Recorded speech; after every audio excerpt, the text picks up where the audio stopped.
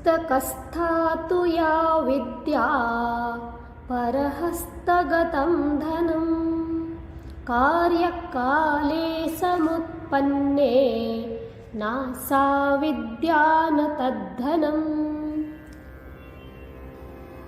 पुस्तक में रखी हुई विद्या और दूसरों के हाथों में गया हुआ धन, यदि समय पर ये दोनों काम ना आए तो न वह विद्या है और ना ही वह धन है, अर्थात उस विद्या और उस धन का कोई अर्थ नहीं है।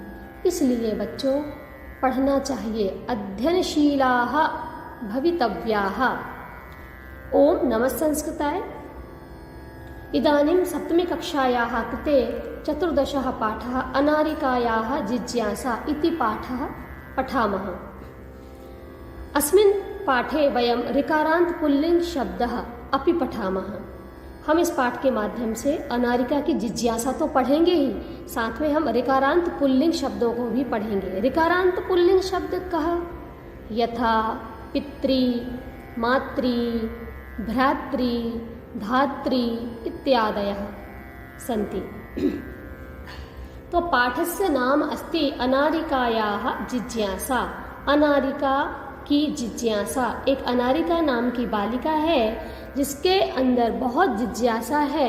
वो बार बार हर किसी चीज़ के बारे में जानना चाहती है। जो उसको सामने दिखता है और वो अनभिज्ञ होती है तो वो पूछ लेती है कि यह क्या है। तो आइए इस पाठ में हम पढ़ेंगे अनारिका की क्या जिज्ञासा है। बालिकायाः अनारिकायाः मनसि सर्वदा महती जिज्ञासा भवति।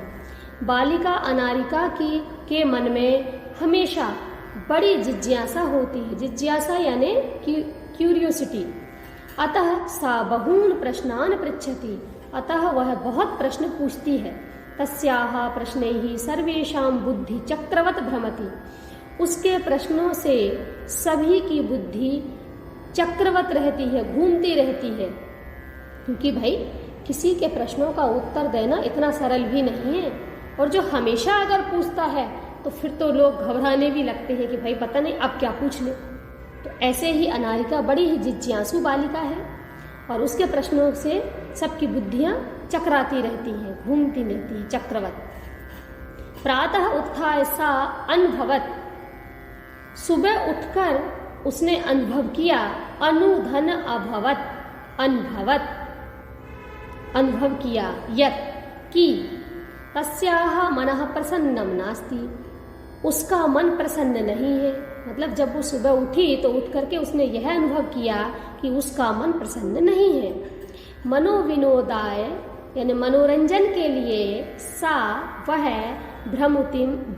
भ्रमितुम घूमने के लिए गृहात् बहि अगच्छत। घर से बाहर चली गई क्योंकि उसका मन अच्छा नहीं था, तो इसलिए मनोरंजन के लिए वह घूमने के लिए घर से बाहर चली गई। भ्रमण काले सा अपश्यत।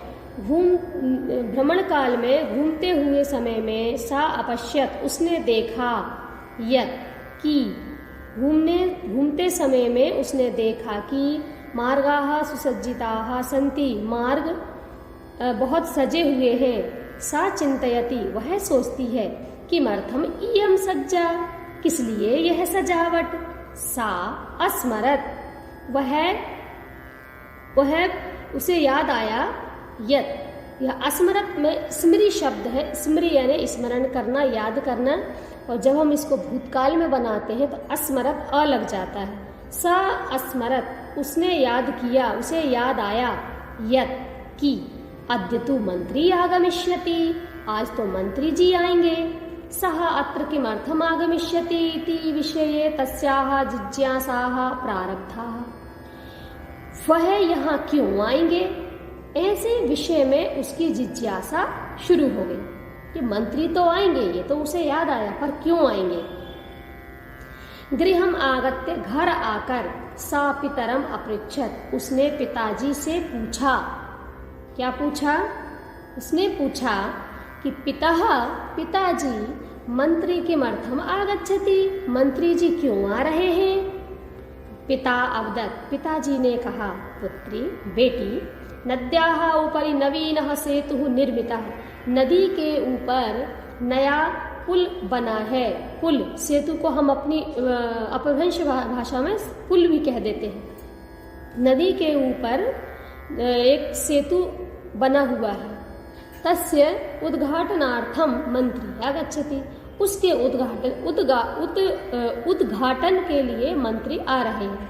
अनारिका पुनः अपृच्छत, अनारिका ने फिर पूछा, पिताजी कि मंत्री सेतोः निर्माणम अकरोत्, क्या मंत्री ने सेतु का निर्माण किया है?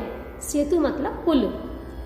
उसने पूछा अपने पिताजी से कि क्या मंत्री ने सेतु का निर्माण किया है? पिता अकथयत, पिता ने कहा, नहीं पुत्री, नहीं बेटी, सेतोः निर्माणम कर्मकराः अकुर्वन्, सेतु का निर्माण कर्मचारियों ने किया है। पुनः अनारिकायाः प्रश्नः आसीत्, फिर अनारिका का एक और प्रश्न था। पुनः अनारिका का प्रश्न था, यदि कर्मकराः सेतोः निर्माणम अकुर्वन्, यदि कर्मचारियों ने सेतु का निर्माण किया है, तदा तो मंत्री किमर्थम आगच्छति, तो मंत्री क्यों आ रहे हैं? उसके कहने का तात्पर्य यह था कि यदि सेतु को मंत्री ने नहीं बनाया, कर्मचारियों ने बनाया है, तो भाई मंत्री क्यों आ रहे हैं? यह था उसका प्रश्न। पिता बोले, यतो ही, क्योंकि सह अस्माकं देशस्य मंत्री, वे हमारे देश के मंत्री हैं।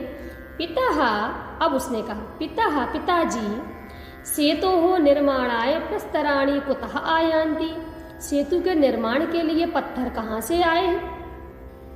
किम तानि मंत्री ददाति, क्या वो पत्थर मंत्री ने दिए हैं? तो फिर इसके बाद पिताजी कहते हैं, विरक्त भावेन पिता उदत्तरत। यह विरक्त का मतलब है थक करके, क्योंकि बार बार प्रश्न पूछ रही थी अनारिका। पिताजी थक कर पिताजी ने उत्तर दिया, अनारिके, बेटी अनारिका, प्रस्तराणि जनाः पर्वतेभ्यः आनयन्ति, पत्थर तो लोग पर्वतों से लाए हैं, वहीं से लाते हैं। फिर उसने कहा, पिताजी तर्हि किम एतदर्थम मंत्री धनम ददाति, तो क्या एतदर्थम, इसके लिए मंत्री ने पैसे दिए हैं? तस्य पार्श्वे धनानि कुतः आगच्छन्ति, और उनके पास इतने सारे पैसे कहाँ से आए? एतान प्रश्नान श्रुत्वा पिता अवदत्, इतने सारे प्रश्नों को सुनकर के पिता बोले, अरे प्रजाः सर्वकाराय धनम प्रयच्छन्ति, प्रजा सरकार के लिए धन देती है। प्रजा मतलब सभी समाज के लोग, इस भारत के लोग, तो उसको प्रजा कहते हैं। तो प्रजा सरकार के, सर्वकार यानी सरकार के लिए धन देती है। विस्मिता अनारिका पुनः अपृच्छत, तो फिर आश्चर्यचकित अनारिका ने फिर पूछा, पिताजी कर्मकराः पर्वतेभ्यः प्रस्तराणि आनयन्ति, कर्मचारियों ने पर्वतों से पत्थर लाए हैं। ते एव सेतुम निर्मान्ति, और उन्हीं ने ही सेतु का निर्माण भी किया है। सेतु का निर्माण वे ही करते हैं। प्रजाः सर्वकाराय धनम ददति, और प्रजा सरकार के लिए धन देती है। तथापि फिर भी सेतोः उद्घाटनार्थम मंत्री किमर्थम आगच्छति, तो फिर सेतु के उद्घाटन के लिए मंत्री क्यों आ रहे हैं? भाई बात तो सही है, अनारिका की बात में है तो दम।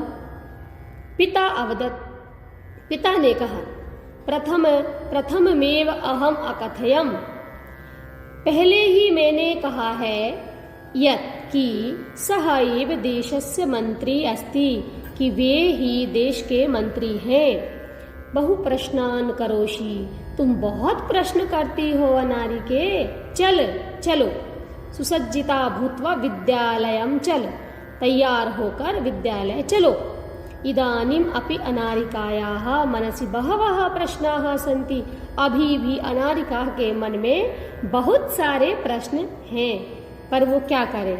पिताजी ने कह दिया कि अब विद्यालय जाओ, तो अब वो सुसज्जित होकर के विद्यालय जाना चाहती है। लेकिन फिर भी अनारिका के मन में बहुत सारे प्रश्न थे। बच्चों, इस पाठ में जैसे हमने अनारिका की जिज्ञासा को पढ़ा, आप सभी के मन में भी ऐसे ही प्रश्न आने चाहिए कि क्या, क्यों, कहाँ से, कौन और क्यों, ये सारी चीज़ें आपको पता होना चाहिए। जैसे जिज्ञासा आप करेंगे वैसे ही आपको आपका ज्ञान और बुद्धि की बढ़ोतरी होगी, वृद्धि होगी। इस पाठ में हमने एक तो ऋकारांत पुल्लिंग शब्दों को पढ़ा और साथ में अनामिका की जिज्ञासा पढ़ी। इतनी छोटी बालिका और लेकिन मन में कितनी जिज्ञासाएं हैं, क्यूरियोसिटी होनी चाहिए, तभी हम अपने ज्ञान का विस्तार कर पाते हैं। अस्तु, धन्यवाद।